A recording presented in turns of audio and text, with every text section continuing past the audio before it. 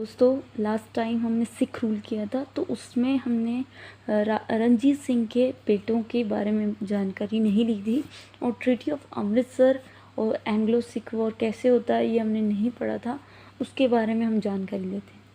जैसा कि हमें पता है कि जो रणजीत सिंह थे उन्होंने 20 शादियाँ की थी। उनकी जो लास्ट पत्नी थी उनका नाम था रानी जिंदल कौर या जिंद कौर।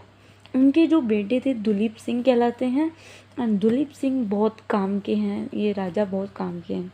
अब इसकी डेथ के बाद, रणजीत सिंह की डेथ के बाद 1839 में इनकी डेथ हो जाती है। उनके कार्यकाल में 2 ट्रीटियाँ साइन होती हैं, ट्रीटी ऑफ अमृतसर 1809 और ट्रीटी ऑफ ट्रैपिटाइड ये 1838 में होती है। इसके बाद इनकी डेथ हो जाती है, ये हमने पढ़ी थी लास्ट टाइम। अब इनके ही जो बेटे होते हैं खड़क सिंह, वो उसी साल गद्दी पे बैठते हैं जब उनकी डेथ हो जाती है पापा की, तो वो भी उसी साल मर जाते हैं खड़क सिंह। अब खड़क सिंह का जो बेटा होता है उनका नाम होता है नवनिहाल सिंह। नवनिहाल सिंह जो है 1839 से एक ही साल तक ये है, मतलब कि करीब करीब उसके साल ही वो खड़क सिंह बना होता है, तो लगभग ये 2 या 2.5 महीने के लिए ही राजा बनता है।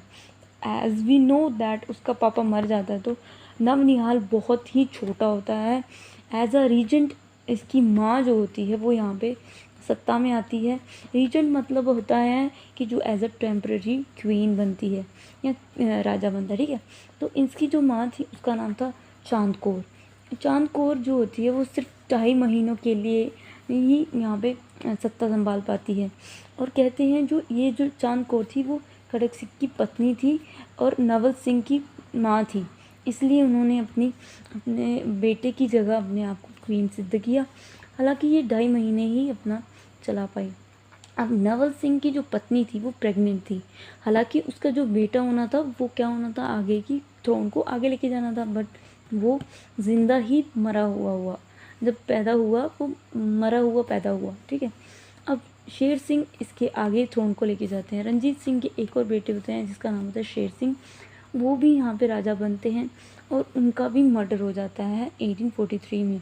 हालांकि यहाँ पे जो 2.5 महीने 1840 तक ही जो है रूल कर पाए हैं चांद कौर, उसके बाद शेर सिंह आते हैं। शेर सिंह 3 साल करते हैं और मर जाते हैं, मतलब इनका मर्डर हो असैसिनेट हो जाते हैं।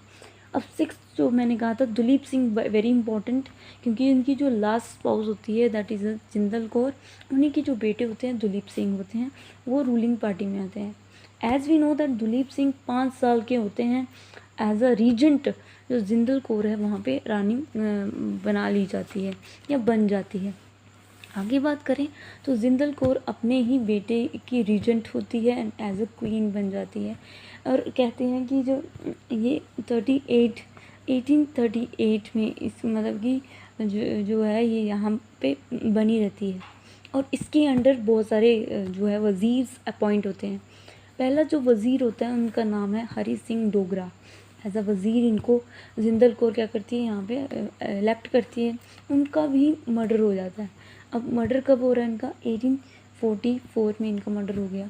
फिर एक और इलेक्ट करती हैं, न्यू वज़ीर आ जाता है जवाहर सिंह, जो इनका ही भाई होता है। जिंदल कौर का भाई जवाहर सिंह इसको ही यहाँ पे क्या बना देती है, वज़ीर बना देती है। हालांकि उसका भी डेथ हो जाता है अगले ही साल।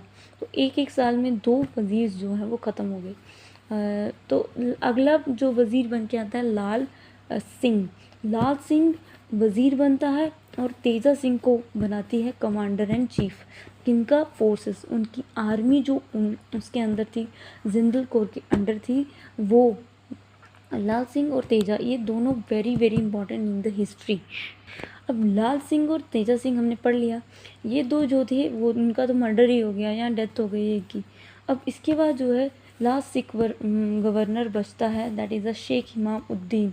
शेख इमाम उद्दीन जो है वो 1800 जो है 45 में ये लास्ट रूलर होता है। अब इस 1845 में ऐसा क्या हुआ जो सिख रूलर जो है वो लास्ट ही रहा, क्योंकि 1845 में 1846 तक यहाँ फर्स्ट एंग्लो सिख वॉर हुआ। क्यों हुआ, क्योंकि एंग्लो ब्रिटिशर ने कहा था कि हमारी टेरिटरी में मत आना, पर ये सिख एनेक्स्ट करने के लिए वहाँ पे साउथ में चले गए। हमने पढ़ा था ट्रीटी ऑफ अमृतसर, जिसमें ये डिमांड थी कि आप नॉर्थ में रहिए, हम साउथ में रहेंगे सतलुज के। बट इन्होंने क्या किया, उस ट्रीटी का उल्लंघन किया और यहाँ पे उन्होंने वॉर शुरू कर दिया। अब इस वॉर में कौन कौन आता है, अब सिख हैं एक साइड और एक साइड ब्रिटिशर्स हैं।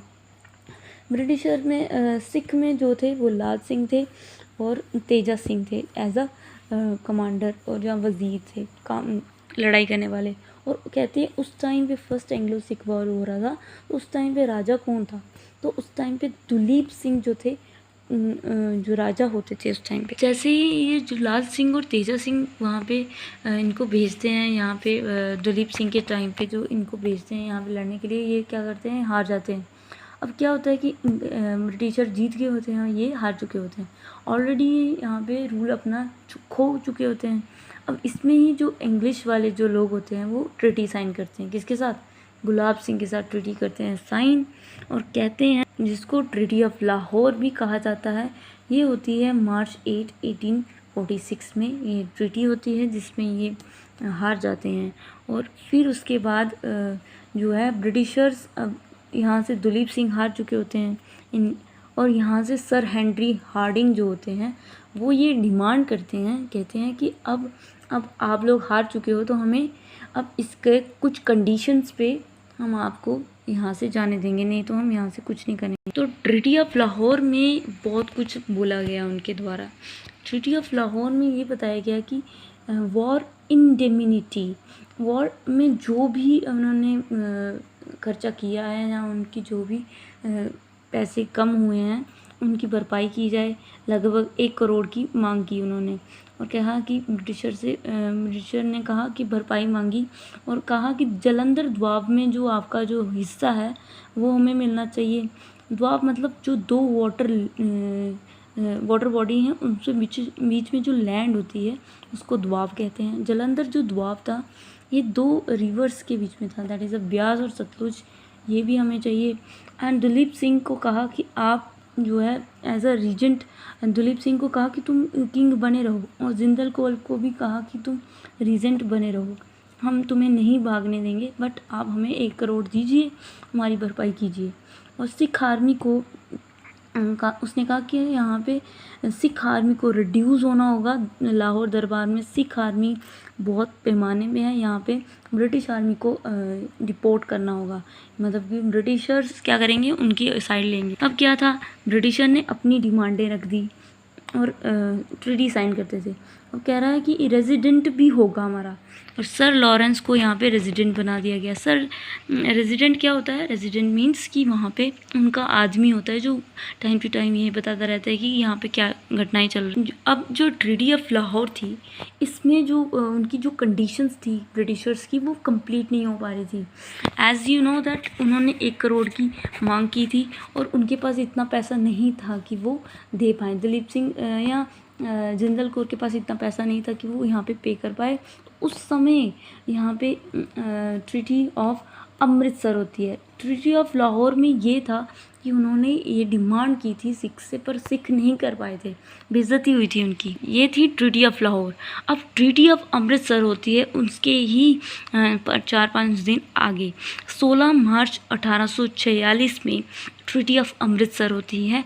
वहीं से जो गुलाब सिंह है वो मेजर इम्पॉर्टेंट रोल प्ले करता है। अब गुलाब सिंह यहाँ से एंट्री लेता है। अब यहाँ पे अंडर तो काम कर ही रहा होता है और अपने आप को इंडिपेंडेंट भी कर लिया होता है उन्होंने, कि भाई अब वो रंजीत सिंह नहीं रहा तो वो अपने ही जम्मू रीजन में काम कर रहा था। उसी टाइम गुलाब सिंह ने कहा कि मैं तुम्हें दूंगा, मेरे पास उतने पैसे तो नहीं हैं, बट मैं आपको 75 लाख रुपए देकर ये खरीद लूँगा। क्या ये वाला रीजन कश्मीर वाला, और ये टोपोग्राफी जो सही नहीं लगती आपको लद्दाख की या कश्मीर की, क्योंकि वहाँ पे आपको जाने में मुश्किल होती है ना, अपनी जो आर्मी है वहाँ पे डिप्लॉय नहीं कर सकते, इसलिए आप मुझे दे दो। उन्होंने गुलाब सिंह ने उनको इतने रुपए में ये जम्मू दे दिया, जम्मू तो था ही उनके पास, कश्मीर दे दिया, लद्दाख। ये तीनों चीज़ें अब किसके अंडर आ गई, गुलाब सिंह के अंडर आ गई, क्योंकि गुलाब सिंह ने चौके पे मतलब कि ट्रीटी ऑफ अमृतसर की किसके साथ, ब्रिटिशों के साथ, ताकि वो जो जगहें हैं जो कश्मीर और लद्दाख है वो उसके अंडर आ जाए। सिख की मदद करने के लिए as a we can say that Gulab Singh आया, 75 लाख रुपए दिए और